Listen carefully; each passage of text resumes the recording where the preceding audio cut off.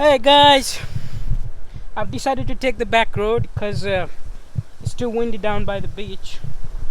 The tide is still rising, it's too high, and the sand is too soft to walk up on. So I decided to take the back, path. There's a path that leads to where I'm going. So I've been walking quite a bit now. So I'm gonna continue on because I have to meet my friend up at the end about 12:30, and it's already nearly 12 o'clock, so I must continue on.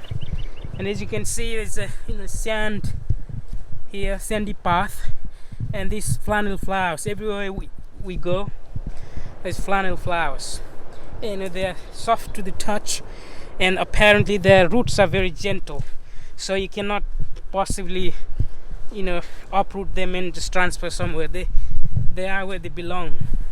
You cannot do anything with them.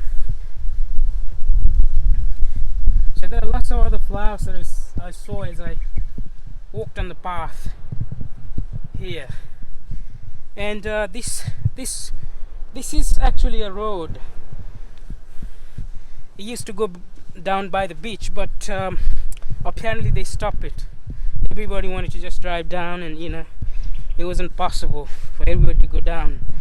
It was only for the people who were unable to walk, which is fair enough, but since everybody wanted to go drive down, they decided to stop it.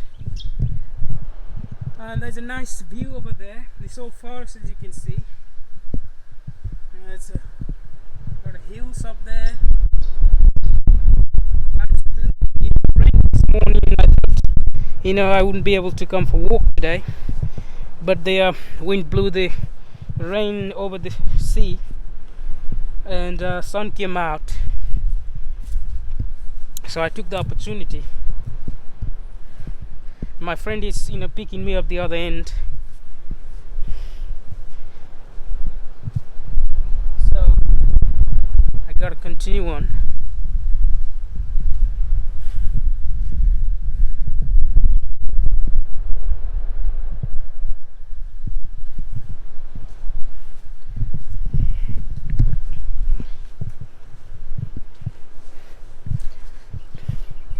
I wanted to say a few more words about Vipassana. I've been talking about all this, Eastern teachings, Kundalinis and meditation is all kinds of stuff. It's just the inquiry. I'm not saying that I know and other people don't know. That is, a stupid thing to say. There is no place for ego in Eastern teaching, especially in Buddhism. There is no ego. Ego is of the brain, meditation is of the mind. So anyways, you see, Vipassana isn't Buddhist, Hindu or nothing. It's just outside of all that. It doesn't belong anywhere. Just like the theory of relativity was invented by Einstein, it doesn't mean it belongs to Christian alone. It's for everybody. In the same way, Buddha actually invented Vipassana. It is as old as Buddha. He taught Vipassana to his own disciples. So Vipassana is very ancient meditation, and I hesitate to say it is a technique because technique is usually given by others. Do this, do that, and all that. But Vipassana is all about yourself, to feeling your body, the bodily needs, the emotions, the studying of your own thoughts. It's really self-observation, self-study. What they know thyself. This dictum, know thyself, is attributed to Socrates, which means to study one's own emotions, one's mechanicalness, because we are influenced by the outside. You see? So how the thought arises and how the thought go out. The word thought in Eskimo language means outside, if you know what I mean. If you say thought, the word thought means outside, which means thought always comes from outside. We cannot have our own thought. When all the thoughts that come from outside is stopped on the threshold, then what are we? We're empty. We are alone.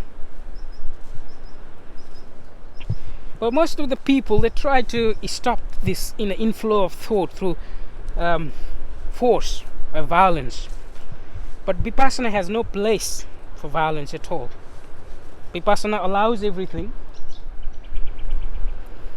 and just studies, looks at it.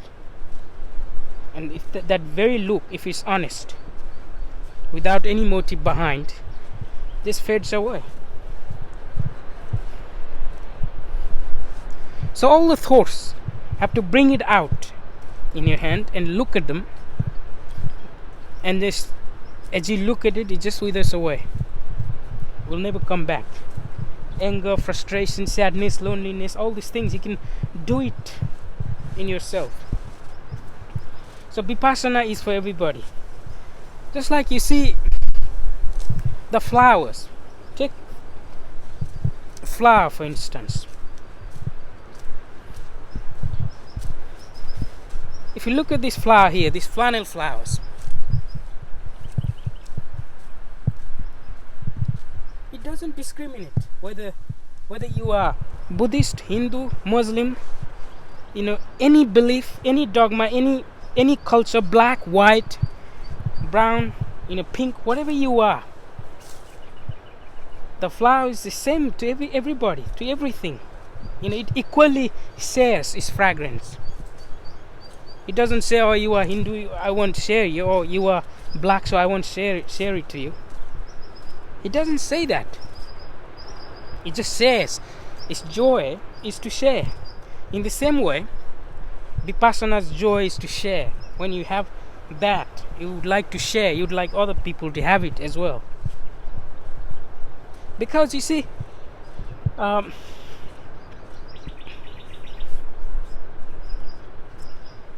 we can be peaceful, happy, together, because to be means to be related.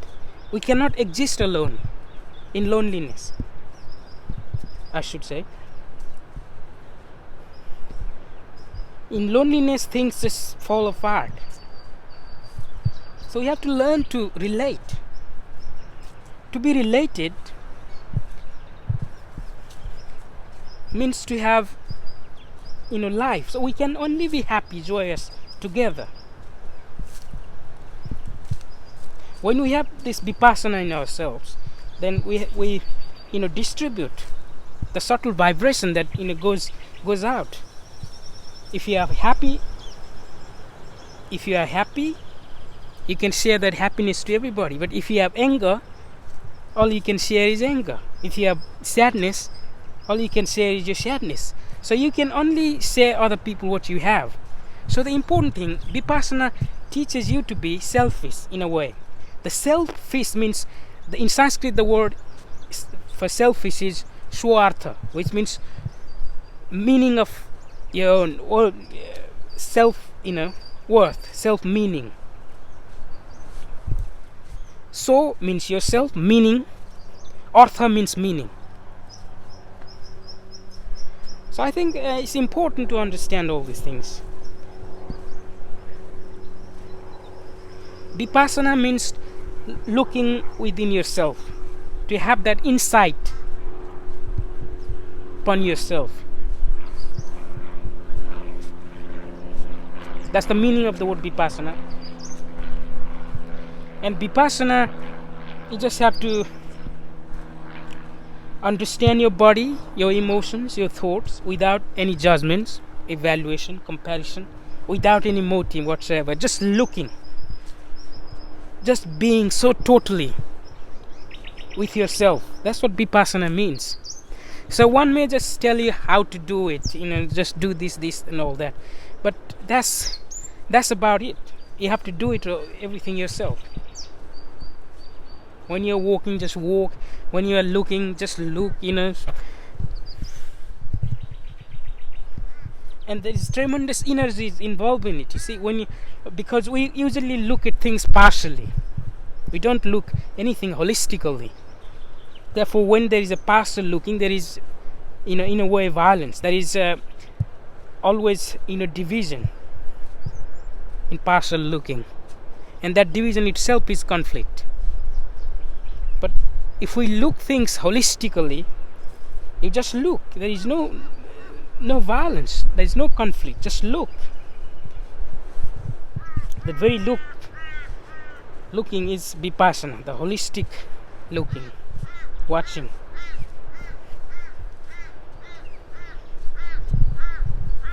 The other day,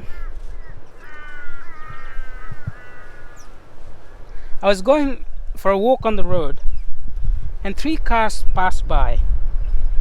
The front car had all these young people in it, and they rolled the window down, and they started abusing me. Oh, you are this, you are that. They called me name, and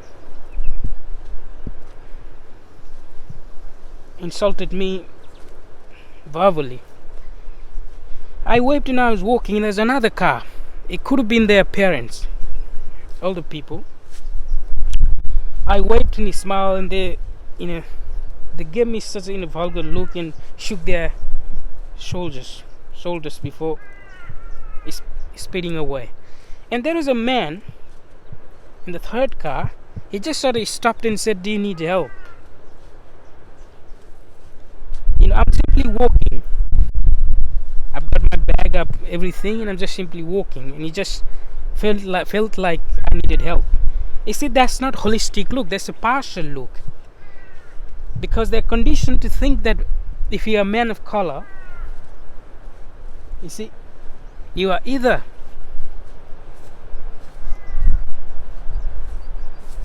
in trouble or you are really bad. Nothing in between. So the man of colors have very little manness in him. He's always in extreme, troubled or really bad, and he has nothing to show for. One can do anything to him or to her if he or she is black or dark or whatever color. So this kind of attitude is just partial looking. You see, partially looking at people. Just because one is black or dark doesn't mean that person is bad or troubled. You see, people are conditioned that way. Conditioned to look at things that way. Just like the other day, a woman said to me that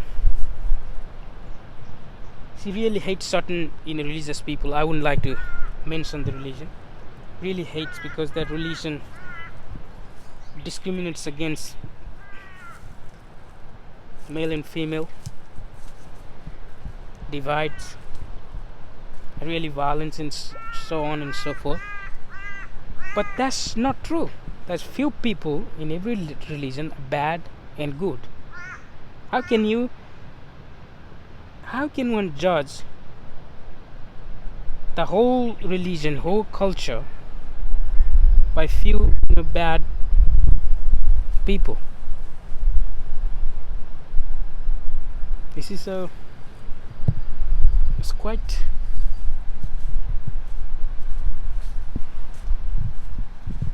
dangerous, that way of looking at things. Anyways, I have nearly arrived